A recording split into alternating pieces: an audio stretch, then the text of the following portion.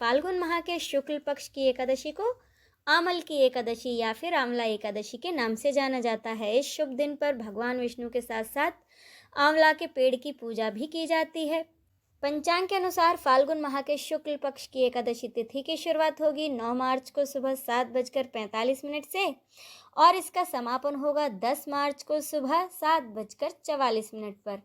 उदय तिथि के अनुसार एकादशी का व्रत 10 मार्च को रखा जाएगा। अमल की एकादशी व्रत पारण का शुभ मुहूर्त रहेगा 11 मार्च को सुबह 6:35 से 8:13 तक। अब सुने अमल की एकादशी व्रत कथा। कथा के अनुसार एक बार राजा मानधाता ने अपने गुरु वशिष्ठ से कहा कि गुरुदेव, यदि आप मुझ पर कृपा करें तो किसी ऐसे व्रत की कथा कहिए जिससे मेरा कल्याण हो। महर्षि वशिष्ठ बोले, हे राजन, सब व्रतों से उत्तम और अंत में मोक्ष देने वाली अमल की एकादशी व्रत का मैं वर्णन करता हूँ। यह एकादशी फाल्गुन माह के शुक्ल पक्ष में आती है। इसका व्रत करने से समस्त पाप नष्ट हो जाते हैं और इस व्रत का फल 1000 गौदान के फल के बराबर होता है। अब मैं आपसे एक पौराणिक कथा कहता हूँ, आप ध्यान पूर्वक सुनिए। एक वैदिश नाम का नगर था जिसमें ब्राह्मण, क्षत्रिय, वैश्य और शूद्र चारों वर्ण बड़े आनंद से रहते थे। उस नगर में सदैव वेद ध्वनि गूंजा करती थी तथा पापी, दुराचारी तथा नास्तिक उस नगर में कोई नहीं था। उस नगर में चैत्ररथ नाम का एक चंद्रवंशी राजा राज्य करता था। वह अत्यंत विद्वान तथा धर्मपरायण था।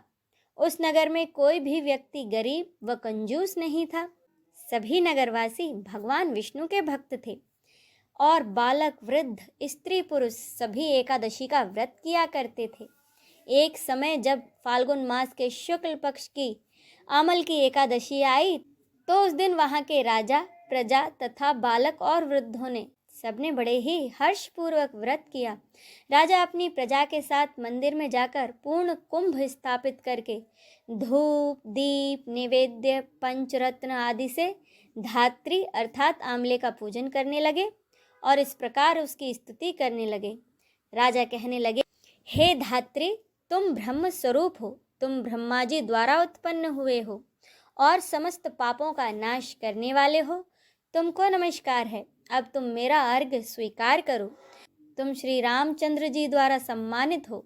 मैं आपकी प्रार्थना करता हूँ, अतः आप मेरे समस्त पापों का नाश करो। उस मंदिर में सबने रात्रि भर जागरण किया। रात के समय वहाँ एक बहेलिया आया जो अत्यंत पापी और दुराचारी था। वह अपने कुटुंब का पालन जीव हत्या करके किया करता था। भूख और प्यास से अत्यंत व्याकुल वह बहेलिया इस जागरण को देखने के लिए मंदिर के एक कोने में बैठ गया और उसने भगवान विष्णु तथा एकादशी तिथि का महात्म्य और कथा सुनी। इस प्रकार अन्य मनुष्यों की भांति ही उसने भी पूरी रात जागकर ही बिताई। प्रातःकाल होते ही सब लोग अपने अपने घर को चले गए और वह बहेलिया भी अपने घर को चला गया। घर जाकर उसने भोजन किया। कुछ समय बीतने के बाद उस बहेली की मृत्यु हो गई। मगर उस आमल की एकादशी के व्रत कथा तथा जागरण से उसने राजा विदुरथ के घर जन्म लिया और उसका नाम वसुरथ रखा गया।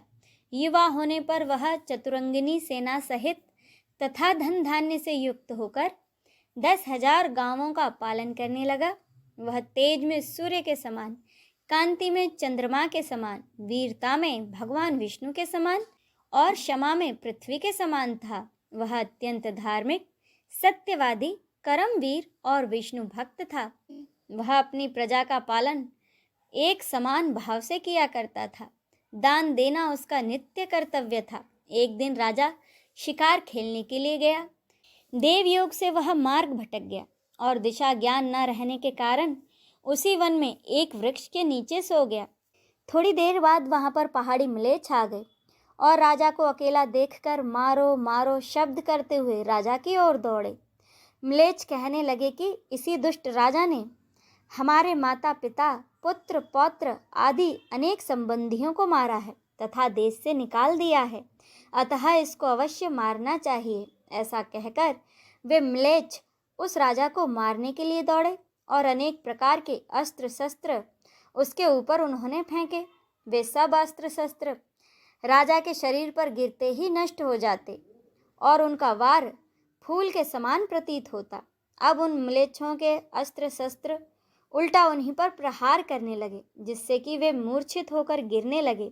उसी समय राजा के शरीर से एक दिव्य स्त्री उत्पन्न हुई।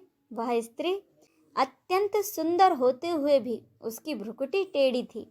आंखों से लाल लाल अग्नि निकल रही थी, जिससे वह दूसरे काल के समान प्रतीत होती थी। वह स्त्री म्लेच्छों को मारने के लिए दौड़ी और थोड़ी ही देर में उसने सब म्लेच्छों को काल के गाल में पहुंचा दिया। जब राजा सोकर उठा तो उसने म्लेच्छों को मरा हुआ देखा और कहा कि इन शत्रुओं को किसने मारा है?